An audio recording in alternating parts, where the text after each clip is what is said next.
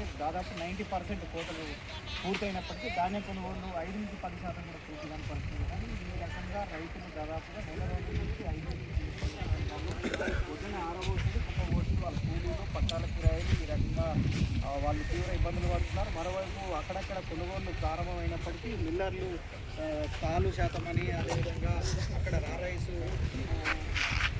Boil rice పేరుతో కూడా ఏ నిబంధనలు పెట్టి ప్రభుత్వానికి సంఘర్షణ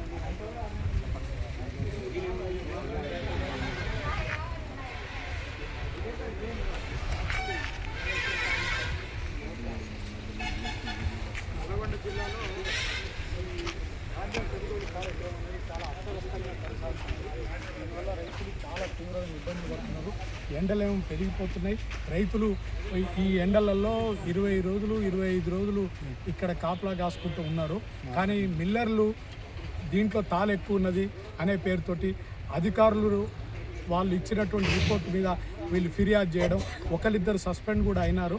దాని కారణంగా ఈ అధికారులు రైతుల మీద తీవ్రమైన ఒత్తిడి తీసుకొచ్చి మీరు ఎగబోస్తే కానీ మేము కాంటా పెట్టేయము అని వాళ్ళు చెప్తున్నారు. ఈ మిల్లర్లు చివరికి పెట్టినవి కూడా తీసుకుపోగానే మిల్లర్లు తాలు 10%, 12% ఉందనే పేరుతోటి క్వింటల్కి 10 కిలోలు 12 కిలోలు మేము తగ్గించుకునేటట్టయితే తక్కుపట్టిలో ఆ రకంగానే రేట్ వేస్తామని మీరు అంగీకరిస్తేనే మేము ఈ కొనుగోలు దింపుకుంటామనే పద్ధతుల్లో ఈ వ్యవహారం నడుస్తున్నది. అందుకనే ఈ మిల్లర్లని ఇటు అధికారులను సమన్వయం చేసేటువంటి కార్యక్రమం ప్రభుత్వం నుంచి కానీ ఇంకెవరి నుంచి కూడా జరగడం లేదు.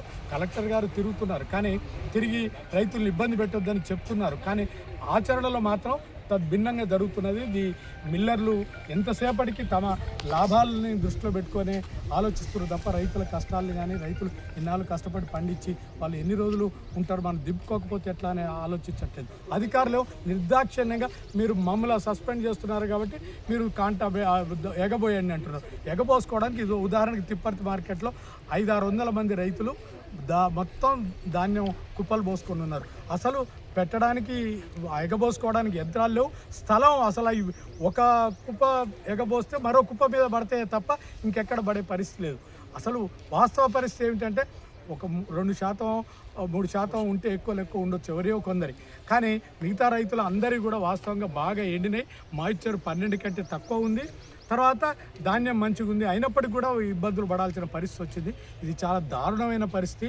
అందుకనే ప్రభుత్వం ఒక్క మంత్రి కానీ, ఒక ప్రభుత్వానికి సంబంధించినటువంటి పెద్దలు కానీ కొనుగోలు ఎట్లా జరుగుతున్నదని సమీక్ష చేయట్లేరు.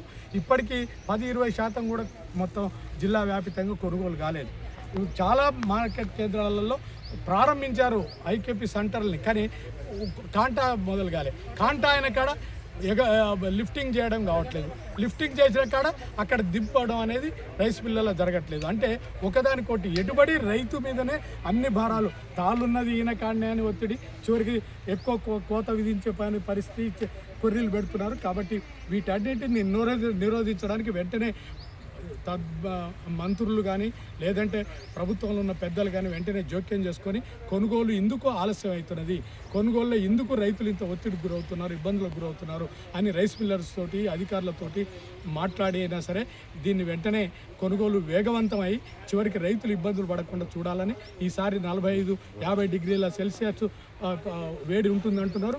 ఈ వేడిలో ఈ రైతులు ఇక్కడ అల్లాడుకుంటూ కావాలి కాస్తున్నారు. ఒక్కొక్కరు 23 రోజులు 25 రోజులు అయింది మేము తీసుకొచ్చి అని కూడా ఇక్కడ తిప్పర్తులు రైతులు చెప్తున్నారు. కాబట్టి ప్రభుత్వం వెంటనే చొరవ చూపి చర్యలు తీసుకోవాలి. లేకపోతే తిప్పర్తుల కొనుగోలు 3 రోజులకు ఆగిపోయింది.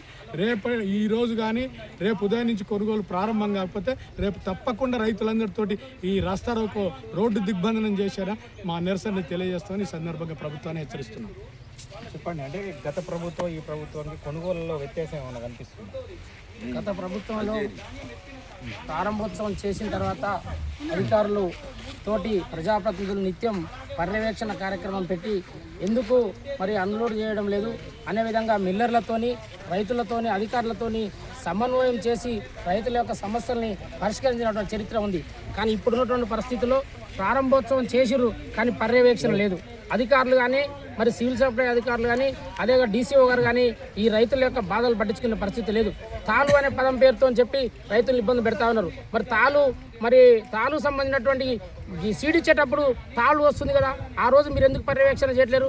ఆ రోజు వ్యవసాయ శాఖ అధికారులేమో నిమ్మకు నీరెత్తి వాళ్ళకి రావాల్సినటువంటి వాటాల కోసం, వాళ్ళకి రావాల్సిన లంచాల కోసం మరి ఆ రోజు వచ్చేటువంటి సీడ్లో మరి తాళ్ళు వచ్చినా ఏ రకమైనటువంటి బెరుకు వచ్చినా కూడా పట్టించుకునే పరిస్థితి లేదు. కానీ ఈరోజు రైతు పండించిన తర్వాత రైతుకు తాళ్ళు అనే పేరుతోటి ఈరోజు రైతుని ఇబ్బంది పెడతా ఉన్నారు. ఇంకోటి మరి సివిల్ సప్లై అధికారులు ప్లస్ మరి మిల్లర్లు చేసుకున్న ఒప్పందం ప్రకారం 64% కనుక వస్తే ఎలాంటి తాళ్ళు అనేది లేకుండా రైతుల దగ్గర ఎలాంటి మరి గింత కూడా కటింగ్ లేకుండా దింపుకోవాలని నిబంధనలు ఉన్నది. కానీ ఈరోజు 64, 67, 68, 69% వస్తున్నా కూడా ఈరోజు మిల్లర్లు కావాలనే మరి ఇంతవరకు దింపుకోవడం లేదు. ఎందుకనంటే రైతులను ఇబ్బంది పెట్టి రైతుల దగ్గర కట్ చేసినటువంటి దాంట్లో అధికార పార్టీ నాయకులకు మరి వీళ్ళకు ఉన్నటువంటి అధికారులకు ఉన్నటువంటి లావాదేవీలు లంచాల వ్యవహారం కోసమే ఈ రకంగా రైతాంగాన్ని ఇబ్బంది పెడతా ఉన్నారు. మరి రైతులను ఇప్పటికైనా మీ నిబంధన ప్రకారం ఎక్కడైతే మీరు 64% నిబంధనతో ఉన్నారో దాని ప్రకారం 64% తక్కువ వస్తేనే మీరు కటింగ్ పెట్టాలి తప్ప 64% కనుక ఎక్కువ వస్తే మీరు ఖచ్చితంగా బేషరతుగా దింపుకోవాలి, రైతాంగాన్ని ఇబ్బంది పెట్టుదని ఈ సందర్భంగా తెలియజేస్తాను. ఇంకోటి ఏంటంటే నిన్నగాక మొన్న తిప్పర్తి మండల కేంద్రంలో మరి జరిగినటువంటి ఒక మీటింగ్లో స్థానిక మాజీ జడ్పీటీసీ గారు రైతాంగాన్ని అవమానపరిచే విధంగా మాట్లాడడం జరిగింది.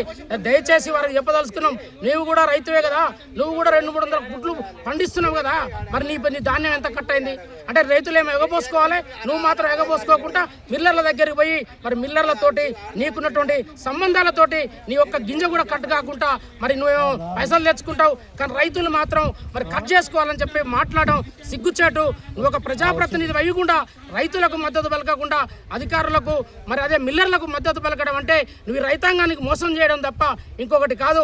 దయచేసి మాజీ జడ్పీటీసీ గారి సందర్భంగా చెప్తున్నావు, రైతులకు మద్దతుగా నువ్వు ఈ మార్కెట్కు రావాలి, మార్కెట్లో సందర్శించాలి, లేకపోతే రైతులతో నువ్వు ఎక్కడ పోయినా నీకు తగిన శాంతి చేయిస్తామని ఈ సందర్భంగా తెలియజేస్తాను.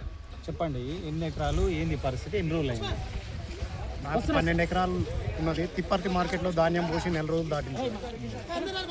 మార్కెట్ ఓపెనింగ్ కావడం అవి కూడా 10-15 రోజులు అవుతుంది.